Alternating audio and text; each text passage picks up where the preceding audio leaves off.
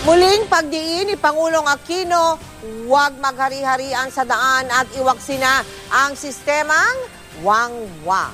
Sinabi yan ng Pangulo sa pagtitipon sa MMDA, kung saan naroon din si Makati Mayor Junjun Binay, na kamakailan ay naging laman ng balita matapos harangin ng mga gwardya sa isang subdivision. Naniniwala naman daw si Mayor Binay, hindi naman daw siya ang tinutukoy sa pahayag ng Pangulo. Nakatutok si Salima Refran. Ang Pangulong Noynoy Aquino ang nanguna sa pagpapasinaya ng bagong signaling system ng Metropolitan Manila Development Authority o MMDA sa EDSA Orense, Makati City. Layon daw ng bagong traffic system ang maibsan ng lumalalang problema sa trapiko sa Metro Manila. Hindi tuloy na iwasan ng Pangulo na mabanggit na maski siya nahihirapan din sa traffic. Natatraffic din po ako. Kahit pa may estimated time kada biyahe, naglalagay pa rin ako ng allowance dahil sumusunod tayo sa batas trapiko at tumaayon din sa kondisyon ng karsada. Tulad ninyo, ang ibig sabihin din po sa akin, ang green ay go at ang red ay stop at hindi go faster. May mga pagkakataon nga raw na ninaisan niyang manghuli ng mga lumalabag sa trapiko. Madalas, hindi naman ganun kadalas, pero marami na rin ng pagkakataon kami po yung naghihintay ng pagpalit ng ilaw, pula, di nakahinto kami. Nung go na ho kami, ayaw huminto nung aming katapat sa intersection.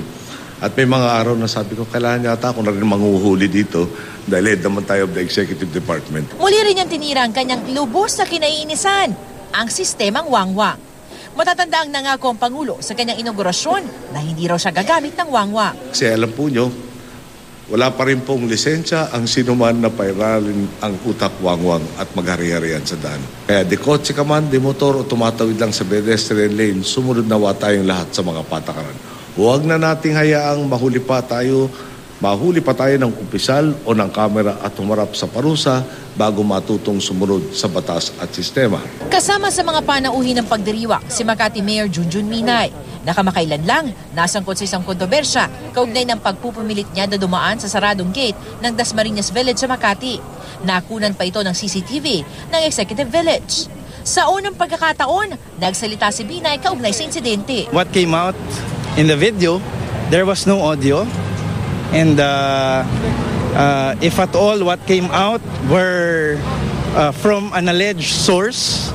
So sila na lang yung naglagay nung dialogue kung ano yung nangyari ron. Natanong tuloy si Binay, siya kaya ang pinasasaringan ng Pangulo? Sagot ng alkalde. It's a general statement always given by the President.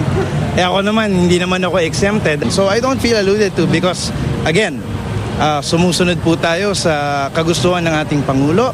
At ako po bilang punong lungsod na Makati, kailangan maging ehemplo po tayo dyan. Kasama si Binay ng iba pang Metro Manila mayors na naghatid kay Aquino nang lumabas na ito.